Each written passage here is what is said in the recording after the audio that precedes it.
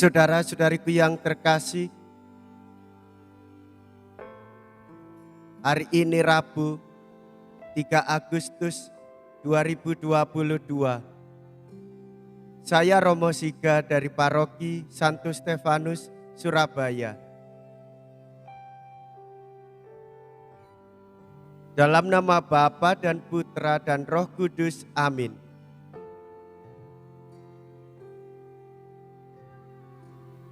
Hai Ibu, sungguh besar imanmu. Mea culpa, mea culpa, mea maxima culpa. Marilah kita berdoa. Allah Bapa sumber belas kasih, ampunilah kiranya kami bila kami sampai menempuh jalan yang sesat. Dan semoga kami menengadah kepada Dia yang sabdanya menjadi rejeki kehidupan kami. Ialah Yesus Putramu terkasih, belas kasih-Mu yang nyata bagi setiap orang sepanjang zaman. Sebab Dialah Yesus Kristus Putramu yang hidup dan berkuasa bersama dengan Dikau dalam persatuan Roh Kudus, Allah sepanjang segala masa. Amin.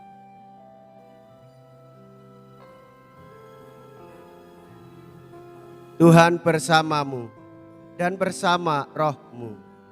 Inilah Injil suci menurut Matius.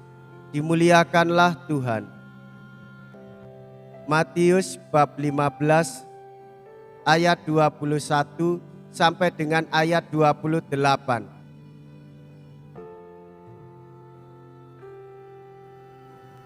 Pada suatu hari Yesus menyingkir ke daerah Tirus dan Sidon.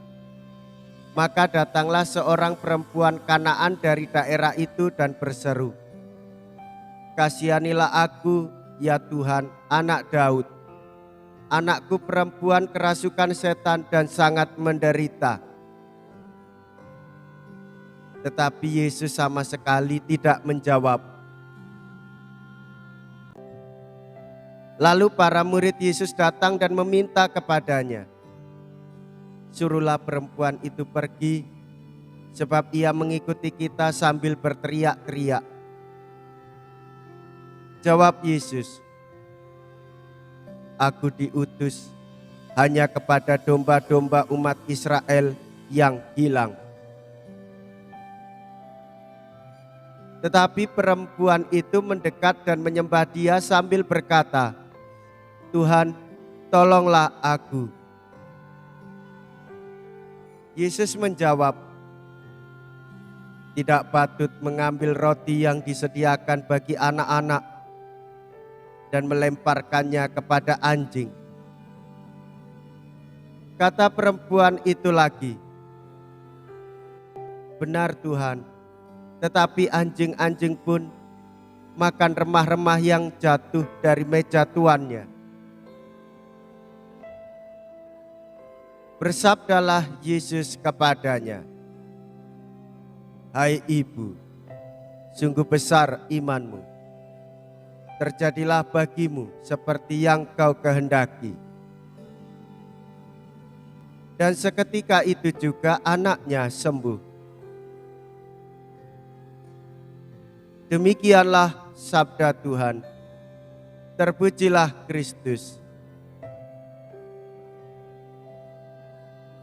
Saudara-saudariku yang terkasih, kita bisa belajar dari pengalaman seorang perempuan dari Kanaan yang terus berseru kepada Tuhan Yesus meminta pertolongan kepadanya supaya anaknya disembuhkan.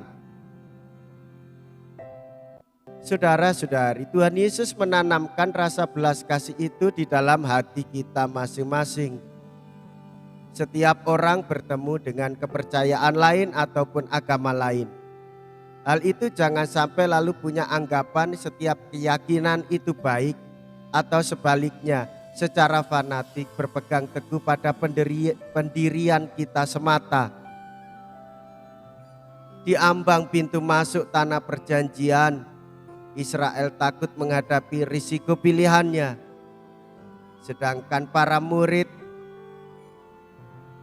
secara fanatik berpegang teguh pada pendiriannya. Saudara-saudariku yang terkasih, sungguh kita percaya kepada Tuhan Yesus yang menyembuhkan orang yang sakit, yang memberikan pertolongan kepada orang yang meminta. Yesus memperluas lapangan karyanya.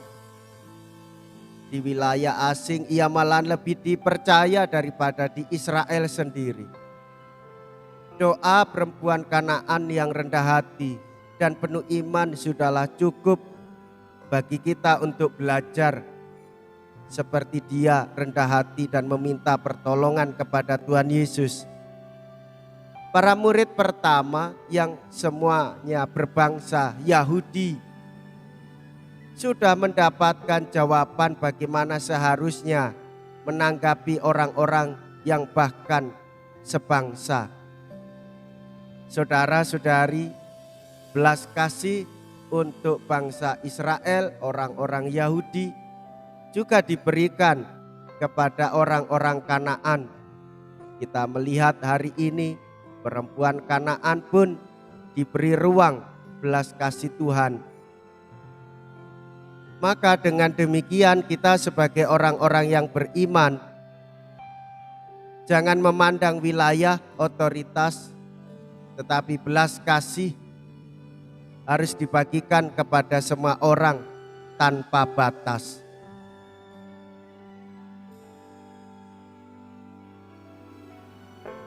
Marilah kita berdoa. Allah Bapa Maha Rahim, kami bersyukur karena Engkau telah menunjukkan belas kasih-Mu kepada kami dalam diri Yesus Mesias. Semoga sabdanya menghilangkan lapar kami akan keadilan, dan semoga hidup kami dapat membawa kedamaian dengan pengantaraan Kristus Tuhan kami. Amin. Tuhan beserta kita sekarang dan selama-lamanya. Semoga Allah yang Maha Kuasa memberkati saudara sekalian, Bapa dan Putra dan Roh Kudus. Amin. Saudara-saudariku yang terkasih, pergilah, ibadat sabda sudah selesai. Syukur kepada Allah.